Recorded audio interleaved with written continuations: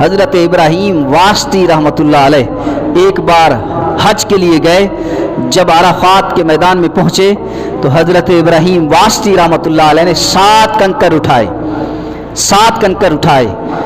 7 پتھر اٹھائے اور ان 7 پتھروں کو گواہ کر کے یہ کلمات کہے کہ اے پتھرو، اے کنکرو، میرے ان کلمات پر تم گواہ ہو جاؤ، گواہ ہو جاؤ.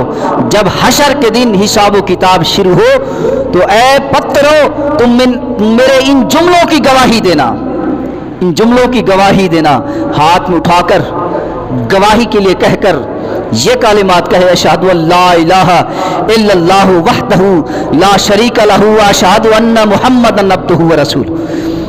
یہ کلمات کہنے کے بعد جب حضرت ابراہیم واسطی رحمۃ اللہ علیہ آرام میں ہوئے، سوئے، خواب میں دیکھا کہ محشر بپا ہے اور قیامت کا دن آ گیا ہے، حساب و کتاب شروع ہو گیا ہے، مجھ سے بھی حساب و کتاب لیا جا رہا ہے. حساب و کتاب کے بعد میرے بارے میں حکم سنایا جا رہا ہے کہ اسے جہنم میں داخل کر دو. اب اللہ کے حکم سے وہ فرشتے مجھے جہنم کی طرف لے جا رہے ہیں. جب جہنم کے دروازے پر پہنچتا ہوں تو 7 کنکریوں میں سے ایک کنکری جہنم کے دروازے کے سامنے آ کر رکاوٹ بن جاتی ہے. پھر دوسرے دروازے پر پھر دوسری کنکری آ جاتی ہے، وہ رکاوٹ بن جاتی ہے. اسی طرح 7 کنکریاں جہنم کے 7 دروازوں پر آ کر رکاوٹ بن جاتے ہیں. اللہ کریم فرماتا ہے، اے ابراہیم، جن پتھروں کو تو نے دنیا کے اندر یہ کلمات پڑھ کر گواہ بنایا تھا، اپنے ایمان کی گواہی کے لیے نے گواہ بنایا تھا، اگر یہ پتھر ہو کر تیرے ایمان کی گواہی دے رہے ہیں تو میں پھر خدا ہو کر بھی ان کی گواہی کے حق کو ضائع نہیں کروں گا.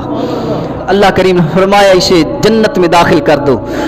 جب حضرت ابراہیم واسطی کو جنت کے دروازے پر لے گئے تو جنت کا دروازہ بھی بند تھا، جنت کا دروازہ بھی بند تھا. تو وہ کلمات جو حضرت ابراہیم واسطی نے میدان عرفات میں پڑھے تھے، اشہد ان لا الہ الا اللہ وحدہ لا شریک لہ واشہد ان محمدًا عبدہ ورسولہ، وہ کلمات جنت کے دروازے پر گواہ بن گئے. ان کلمات کے گواہ ہونے کی وجہ سے جنت کا دروازہ کھل گیا اور حضرت ابراہیم واسطی جنت میں داخل ہو گئے.